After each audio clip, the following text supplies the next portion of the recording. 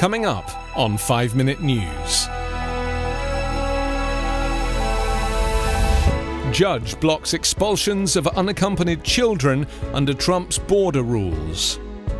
US lifts Boeing 737 MAX flight ban after crash probes. And Jeff Bezos announces first beneficiaries of his $10 billion climate fund. It's Thursday, November 19. I'm Anthony Davis. A US District Court judge on Wednesday blocked expulsions of unaccompanied children caught crossing into the United States, a setback for the outgoing Trump administration, which said the policy was aimed at limiting the spread of the coronavirus, which yesterday saw more than 250,000 deaths. US District Judge Emmett Sullivan in the District of Columbia ruled that the minors were likely to suffer irreparable harm because they could be subject to sexual abuse and other violence, as well as face the possibility of torture and death if returned to their home countries. Donald Trump has made immigration curbs a central part of his 4-year term in office and enacted a series of sweeping immigration restrictions during the pandemic. President-elect Joe Biden, who defeated Trump earlier this month and takes office on January 20th, has vowed to reverse many of the Republican president's hardline immigration policies. Biden has not yet commented on how he would handle the emergency border rules that allow for rapid deportations. A Biden campaign official said that he would defer to health experts on such restrictions. A U.S. Border Patrol officer said in a September court filing that 8,800 unaccompanied minors were expelled under the border rules between their enactment on March 20th and September 9. Overall, the United States has expelled roughly 197,000 migrants caught crossing the U.S.-Mexico border from March through the end of September, though those figures include migrants who may have crossed multiple times. Lee Gellant, an attorney with the American Civil Liberties Union, which represented plaintiffs in the lawsuit, said the policy was a pretext for Trump to close the border to children and asylum seekers from Central America. The United States lifted a 20-month-old flight ban on the Boeing 737 MAX on Wednesday, easing a safety crisis that has left its top exporter with a tarnished reputation and hundreds of idle jets. But relatives of crash victims denounced the move.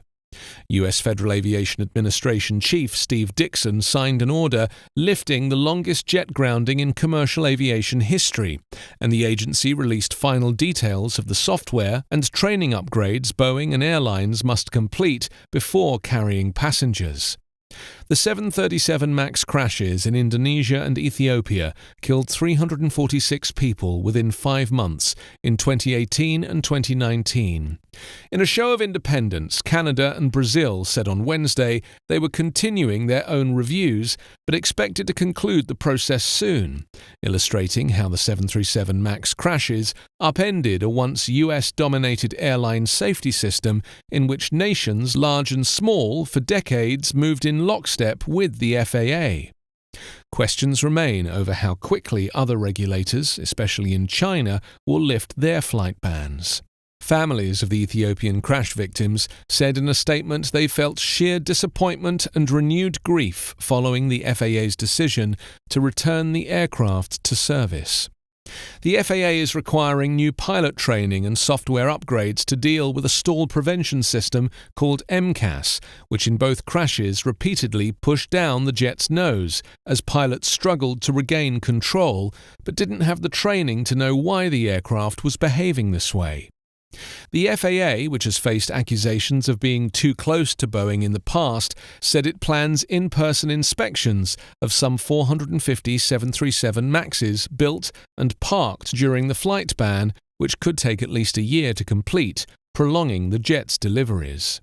Investigation reports have faulted Boeing and the FAA on the plane's development and for concealing information about MCAS from pilots, while a Justice Department criminal probe is ongoing. But the toughest call could be getting passengers to fly on the doomed aircraft. Some passengers have suggested they would choose never to fly on the 737 MAX out of respect for the families of the deceased, in protest of Boeing's greed and negligence. Jeff Bezos has named 16 environmental organizations that will get the first chunk of his $10 billion fund for climate action. Collectively, they'll get $791 million from the richest man on Earth.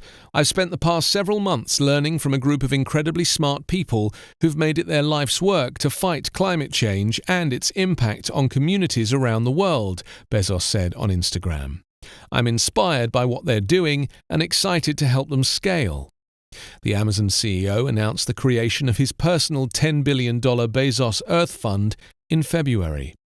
His fund is equivalent to more than 7% of his net worth. It's also 10 times as much as philanthropic foundations gave globally in 2018 to efforts to slow climate change. For his first round of funding, Bezos chose to back a handful of legacy organizations with an established history of advocacy on behalf of the planet. His choice in recipients so far signals support for mainstream environmental groups, rallying for new policies and research on climate change. It's also somewhat of a departure from contributions that Amazon and other giants have made recently to climate tech startups. Much of the first round of funding from Amazon's $2 billion climate fund will go towards getting more electric vehicles on the road and capturing carbon dioxide emissions. But the carbon capture tech featured by tech companies is still in its infancy. In contrast, some of the advocacy groups Bezos pledged to fund have been fighting for environmental protections since close to the birth of the modern environmental movement in the US in the 1960s. You can subscribe to 5-Minute News on YouTube with your preferred podcast app. Ask your smart speaker or enable 5-Minute News as your Amazon Alexa flash briefing skill. Subscribe, rate, and review online at 5minute.news.